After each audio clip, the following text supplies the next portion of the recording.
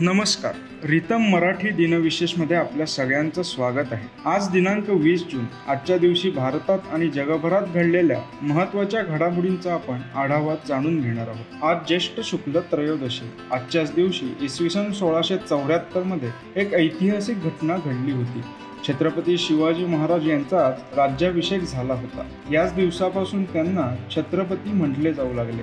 अनेक शतकांच्या इस्लामी आक्रमणाच्या काळात देशातील हिंदूंवर अनन्वित अत्याचार होत होते. छत्रपती शिवरायांनी याला प्रत्युत्तर देत हिंदवी स्वराज्याची स्थापना केली. रयतेचं राज्य आलं. 5 इस्लामी पातशाह्यांच्या मुळाला हादरा देत हिंदूंचं राज्य निर्माण केलं. त्यामुळेच या दिवसाला हिंदू साम्राज्य दिन असे म्हणतात. परकीय आक्रमकांशी झुंज देण्यासाठी आपापसातील मतभेद विसरून सर्वांनी एकत्र येऊन देशधर्मासाठी लढा द्यायला हवा, हा संदेश त्यांनी सर्वांना दिला. यंदा या राज्याभिषेकाला 350 वर्ष पूर्ण होत आहेत. मुंबईतील छत्रपती शिवाजी महाराज टर्मिनस म्हणजेच पूर्वीचं व्हिक्टोरिया टर्मिनस स्टेशन 20 जून 1887 रोजी बांधून पूर्ण झालं.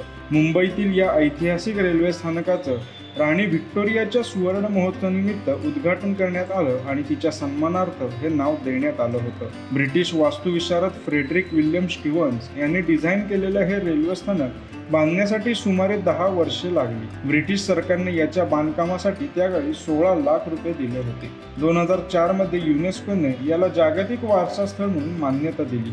अंदाजे 3 दशलक्ष प्रवासी दररोज या स्थानकाचा वापर करतात. छत्रपती शिवाजी महाराज टर्मिनसच्या आधी बोरी बंदर रेल्वे स्टेशन होतं. तेथून भारतातील पहिली ट्रेन ठाण्याला धावली. बोरी बंदर येथील जागेच्या अडचणींमुळे इंग्रजांनी मोठं स्टेशन बांधण्याचा निर्णय घेतला. परिणामी व्हिक्टोरिया टर्मिनसचं बांधकाम झालं. 1996 मध्ये या स्थानकाचं नामकरण छत्रपती शिवाजी महाराज टर्मिनस असं करण्यात आलं. सध्या स्थानकात 18 प्लॅटफॉर्म आहेत, ज्यात 7 लोकल ट्रेनसाठी समर्पित आहेत.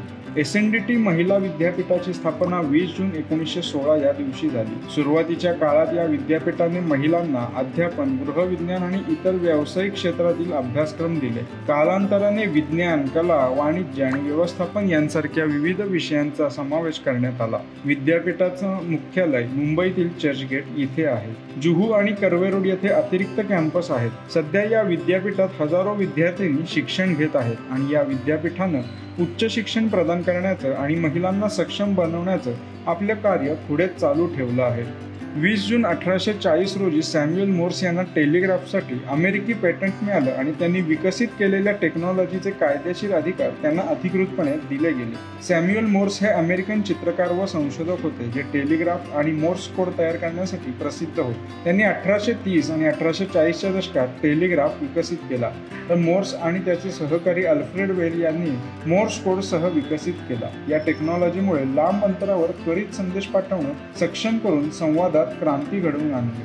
मोर्सनं टेलिग्राफचा एक प्रोटोटाइप तयार केला, ज्यामध्ये इंग्रजी वर्णमालेतील प्रत्येक अक्षराचे प्रतिनिधित्व करण्यासाठी लहान मोठ्या रेषा आणि ठिपके यांचा वापर केला गेला, जो मोर्स कोड म्हणून ओळखला जाऊ लागला. जर्मन संसदेने 1989 मध्ये बर्लिनची भिंत पाडल्यानंतर देशाची राजधानी निश्चित करण्यासाठी 20 जून 1991 रोजी महत्त्वपूर्ण मतप्रक्रिया पार पाडली. बर्लिनच्या भिंतीने पूर्व आणि पश्चिम जर्मनी वेगळे केले होतं. पूर्वी बॉन ही पश्चिम जर्मनीची राजधानी आणि बर्लिन ही पूर्व जर्मनीची राजधानी होती. मतदान नवीन एकत्रित राजधानी ठरवण्यासाठी झाले होते. बर्लिनने 337 मते मिळवली आणि 320 मतं मिळवलेल्या बॉनला मागे टाकलं. परिणामी बर्लिन नव्यानं एकत्रित जर्मनीची राजधानी बनली आणि तेव्हापासून हा दर्जा कायम ठेवण्यात आला.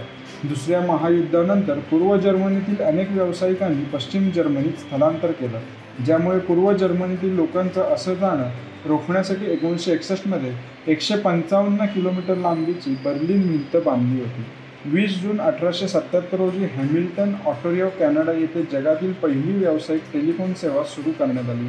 1876 मध्ये टेलिफोनचा शोध लावणाऱ्या अलेक्झांडर ग्रॅहम बेल यांनी एका वर्षानंतर ही सेवा सुरू केली. यामागे उद्दिष्ट व्यवसाय आणि रहिवासी यांच्यात सुलभ संवाद सुलभ करणे हा होता. त्याच वर्षी बेल यांनी बेल टेलिफोन कंपनीची स्थापना केली, जी नंतर अमेरिकन टेलिफोन आणि टेलिग्राफ कंपनीमध्ये विकसित झाली. टेलिफोनसोबतच बेल यांनी मेटल डिटेक्टर आणि फोटोफोन यांसारख्या इतर डिव्हाइसचा शोध देखील लावला. बेल यांच्या आविष्काराने दळणवळणात क्रांती घडवून आणली.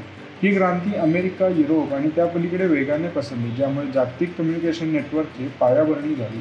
तर हे होते आजचे दिनविशेष. तुम्हाला हा व्हिडिओ आवडला असेल तर व्हिडिओ लाईक करा, शेअर करा आणि व्हिडिओ खाली कमेंट करून आम्हाला तुमचा अभिप्राय नक्की कळवा. आणि असेच अनेक माहितीपूर्ण व्हिडिओ पाहण्यासाठी आमच्या रितम मराठी यूट्यूब चॅनलला सबस्क्राईब करायला विसरू नका. धन्यवाद.